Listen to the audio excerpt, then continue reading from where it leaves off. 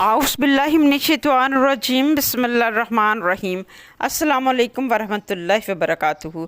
दोस्तों, आज की इस एपिसोड में हम जानेंगे काहनान के मशीर बाद आमून और हुर्रम हुब के दरमियान मुकाबला, माबद पर ताले, काहन आज़म की हकीकत का वाज़ेह होना। माबद का गेट खोल लिया जाता है। बाद आमून और हुर्रम हुब के दरमियान तलवार से लड़ाई होती है। अवाम का एक हजूम ये मनाजर देखने के लिए इकट्ठा हो जाता है।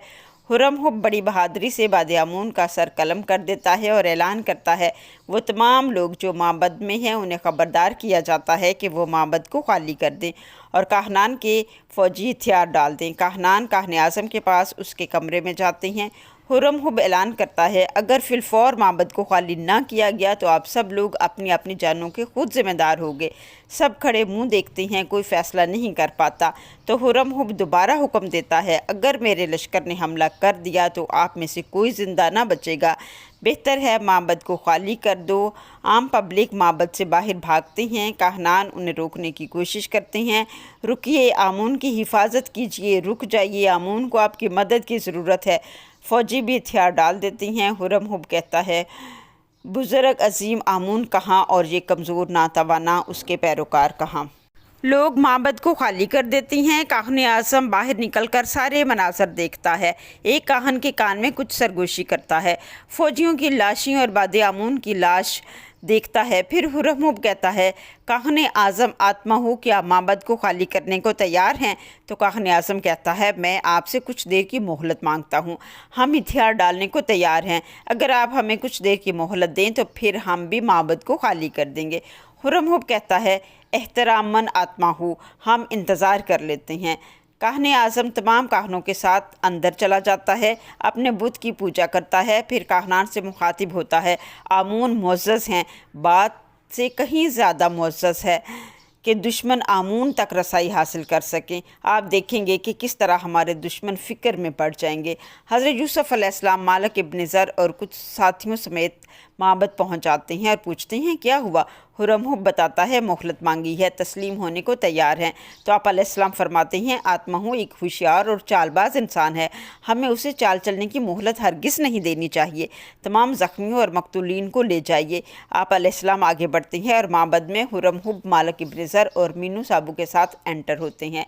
आपके पीछे फ़ौज भी दाखिल हो जाती है। आप अलैहिस्सलाम फरमाते हैं हमें इस मुजस्मे को तोड़ना होगा। आत्मा हूँ मुजस्मे की खिड़की का दरवाज़ा बंद कर देता है और मुजस्मे के आगे खड़ा हो जाता है। वो कहता है हम इसकी इजाज़त हरगिज़ नहीं देंगे। आप अलैहिस्सलाम फरमाते हैं हमें सख्ती करने पर मजबूर ना करें, मैं इस मुजस्मे को ज़रूर तोड़ूंगा ताकि सब जान जाएं ये लकड़ी और पत्थर का मुजस्मा लाके प्रस्तिश नहीं है। आत्माहू कहता है आमून के गज़ब से डरो, वो ज़रूर तुम लोगों से इंतकाम लेगा। आप अलैहिस्सलाम फरमाते हैं आप हमारी फ़िक्र मत करें, आमून को हमसे इंतकाम लेने दे, आमून के सामने से हट जाइए। आत्माहू कहता है नहीं, मैं इजाज़त नहीं दूंगा, आपको आमून के करीब नहीं जाना चाहिए। हज़रत यूसुफ़ अलैहिस्सलाम अपने साथियों को आगे बढ़ने का हुक्म देते हैं। वो आगे बढ़ते हैं। हुर्रम हुब कहता है इससे पहले कि मेरे ग़ीज़ो गज़ब का निशाना बने पीछे हट जाएं। वो नहीं हटते। हुर्रम हुब गुस्से से बोलता है हट जाओ। वो हट जाते हैं और कहते हैं आमून की लानत हो तुम पर। हज़रत यूसुफ़ अलैहिस्सलाम शाहाना अंदाज से आगे बढ़ते हैं। काहन आज़म कहता है क्या करने लगे हो। हज़रत यूसुफ़ अलैहिस्सलाम खिड़की का दरवाज़ा खोलते हैं तो उसके अंदर आमून का मुजस्मा गायब था। सबके मुंह खुले के खुले रह जाते हैं। सारे काहनान, फ़ौज, अवाम सब वर्त हैरत में थे। काहन आज़म सबसे ख़ताब करता है आमून खुदाओं का खुदा है, अपनी असली मकाम यानी आसमान की बुलंदियों में चला गया है ताकि मुनासिब वक़्त पर ज़मीन पर वापस लौट आए, दुश्मनों से इंतकाम ले। लोग भी उसके साथ शामिल हो जाते हैं। दरूद हो आमून पर। आत्माहू कहता है आमून मिस्र का कदीम खुदा गायब हो गया है और वो बहुत जल्द इंतकाम लेने आएगा। फ़ौजी आपस में बात करते हैं मुझे उम्मीद है आमून ज़रूर वापस आएगा और ज़रूर इनसे अपनी ज़िल्लत का इंतकाम लेगा। हज़रत यूसुफ़ अलैहिस्सलाम आमून के मुजस्मे की जगह का बग़ौर जायज़ा लेते हैं और फरमाते हैं मुझे यकीन है आमून यहीं कहीं है, वो यहाँ से बाहर नहीं गया और ना ही वो जा सकता है। आप अलैहिस्सलाम उस कैबिन में दाखिल होते हैं और अपने पाँव से उस जगह को ठोक बजाकर जायज़ा लेते हैं और एकदम खुशी से मुस्कुरा देते हैं और फिर आत्माहू की जानब देखते हैं, मुस्कुराते हैं। वो मुजस्मे का कैबिन जिसके नीचे व्हील लगे हुए थे अपने दोनों दस्ते मुबारक से उसे पीछे हटाते हैं और ज़मीन को ठोक बजा कर देखते हैं। مسکراتے ہیں، ایک جگہ پر زور سے پاؤں مارتے ہیں، وہ جگہ کھل جاتی ہے۔ نیچے 2 کاہن مجسمے کو پکڑے بیٹھے تھے، سب زور سے کہکا لگاتے ہیں۔ آپ علیہ السلام فرماتے ہیں، آمون اوپر آسمانوں میں چلا گیا ہے یا نیچے زمین میں؟ آتماہو اور کاہنان شرم سے سر جھکا لیتے ہیں۔ حضرت یوسف علیہ السلام فرماتے ہیں، جناب حرم حب ان کو زندان زاویرہ لے جائیے تاکہ بعد میں ان کا مواخذہ کیا جا سکے۔ مینو صاحب کہتا ہے، لعنت ہو تم پر آتماہو، جس نے ہزاروں سال ہمیں فریب دیا ہے۔ کاہن اعظم سمیت تمام کاہنان کو قید زویرہ ڈال دیا جاتا ہے۔ معبد کو کاہنوں سے خالی کرا لیا جاتا ہے، کاہن اعظم اور کاہنوں کو قید زویرہ ڈال دیا جاتا ہے۔ جب حضرت یوسف علیہ السلام قصر اخناتون کے پاس آتے ہیں تو وہ آگے بڑھ کر آپ علیہ السلام کو گلے سے لگاتے ہیں اور حکم دیتے ہیں، آج پورے شہر میں چراغاں کیا جائے اور جشن منایا جائے، اور کہتے ہیں، میں آج کے دن کو بت پرستی پر یکتا پرستی کی فوقیت کا دن سمجھتا ہوں اور پیغمبر خدا حضرت یوسف علیہ السلام کو اس کی مبارکباد پیش کرتا ہوں، اور حرم حب میں آپ کا بھی سپاس گزار ہوں کہ آپ نے تمام معاملات کو نہایت مدبرانہ انداز سے سنبھالا ہے۔ آفرین، میں حکم دیتا ہوں کہ آمون کا نام قصر کے تمام در و دیوار سے مٹا دیا جائے اور اس کی جگہ آتون کا نام کندہ کروا دیا جائے، یعنی خدا یکتا کا نام، اور حکم دیتا ہوں آتماہو اور اس کے شریک جرم ساتھیوں کو تعمر قید میں رکھا جائے۔ اگر ہم خون ریزی کے حق میں نہ ہوتے تو آج ان کا آخری دن ہوتا، لیکن ہم ان کی جان بخشی کرتے ہیں۔ تمام شہر میں چراغاں کیا جائے اور پورے مصر میں فتح اور کامرانی کا جشن منایا جائے۔ ادھر کنعان میں حضرت یعقوب علیہ السلام اپنی اولاد کی اولاد کو نیکی اور برائی میں تمیز کرنا سکھاتے ہیں، عبادت توحید کا درس دیتے ہیں، انہیں بتاتے ہیں حضرت آدم علیہ السلام سب سے پہلے پیغمبر تھے اور میرے بعد بھی نبیوں کی آمد کا سلسلہ جاری رہے گا۔ محمد احمد سب سے آخری نبی ہوں گے، ان کے رسالت کی ہدایت قیامت تک چلے گی۔ ایک بچہ پوچھتا ہے، دادا ہم سب کو لوگ بنی اسرائیل کیوں کہتے ہیں؟ تو آپ علیہ السلام وضاحت کرتے ہیں، چونکہ میرا نام بنی اسرائیل ہے، اس لیے میری اولاد اور میری اولاد کی اولاد کو بنی اسرائیل کہا جاتا ہے، اور میری قوم کو میرے بعد بھی بنی اسرائیل ہی کہا جائے گا۔ کنعان میں بھی شدید قحط تھا۔ حضرت یعقوب علیہ السلام کی اولاد اور ان کے بچے کئی دنوں سے بھوکے تھے اور بھوک سے بلک رہے تھے۔ یہودا کی بیوی یہودا سے لڑتی ہے اور کہتی ہے، گندم کا انتظام کرو، مجھ سے دیکھا نہیں جاتا کہ بچے بھوک سے روئیں۔ یہودا کہتا ہے، ان کو سمجھاؤ، قحط ہے، دن میں صرف ایک بار ہی کھانا ملے گا۔ بنیامین آتا ہے اور سارے بھائی حیران ہو جاتے ہیں، بنیامین تم اور یہاں غلطی سے رستہ بھول گئے ہو۔ بنیامین کہتا ہے، بابا نے آپ سب لوگوں کو بلا بھیجا ہے۔ وہ سب حیرانگی سے بیٹھے ہوئے کھڑے ہو جاتے ہیں، بابا اور ہمیں بلائیں، انہوں نے تو برسوں سے ہم سے کلام تک نہیں کیا۔ ایک بھائی کہتا ہے، کیا تم قسم کھا سکتے ہو کہ خود بابا نے ہمیں بلایا ہے؟ بنیامین کہتا ہے، قسم کی کیا بات ہے، آخر تم لوگ یقین کیوں نہیں کرتے ہو؟ بابا آپ سب کے منتظر ہیں، دوسرے بھائیوں کو بھی بتا دیں۔ لاوی تمام بھائیوں کو آواز دیتا ہے۔ یہودا آتا ہے اور کہتا ہے، کہیں پھر تو یوسف کے زخم کریدنے کا ارادہ نہیں ہے؟ بنیامین کہتا ہے، یوسف زخم نہیں، غم ہے جو تم لوگوں نے بابا کی روح میں اتارا ہے۔ یہودا کہتا ہے، نہ تو مجھے نصیحت سننے کا حوصلہ ہے اور نہ ہی تان و تشنا۔ لاوی کہتا ہے، خود چل کر دیکھ لینا بابا کیا کہتے ہیں۔ بنیامین کہتا ہے، میں تو پیغام دینے آیا تھا، پیغام دے دیا، اب جانا نہ جانا آپ لوگوں کی مرضی ہے۔ لاوی کہتا ہے، ٹھہرو، ساتھ ہی چلتے ہیں، غصہ چھوڑو، ٹھیک ہے ساتھ ہی چلتے ہیں۔ وہ سب ساتھ چل پڑتے ہیں۔ ادھر حضرت یعقوب علیہ السلام بچوں کو آخرت کے بارے میں بتا رہے ہوتے ہیں اور فرماتے ہیں، دنیا اور آخرت میں 2 گروہوں کی عاقبت کبھی بخیر نہیں ہوتی اور انہیں کبھی عافیت نصیب نہیں ہوتی۔ بھلا تم میں سے کون بتائے گا وہ دونوں گروہ کون ہیں؟ آپ علیہ السلام کا ایک پوتا بتاتا ہے، دادا جان، وہ جو اپنے والدین کا احترام نہیں کرتے اور انہیں ستاتے اور تنگ کرتے ہیں۔ تو آپ علیہ السلام فرماتے ہیں، آفرین ہو تم پر۔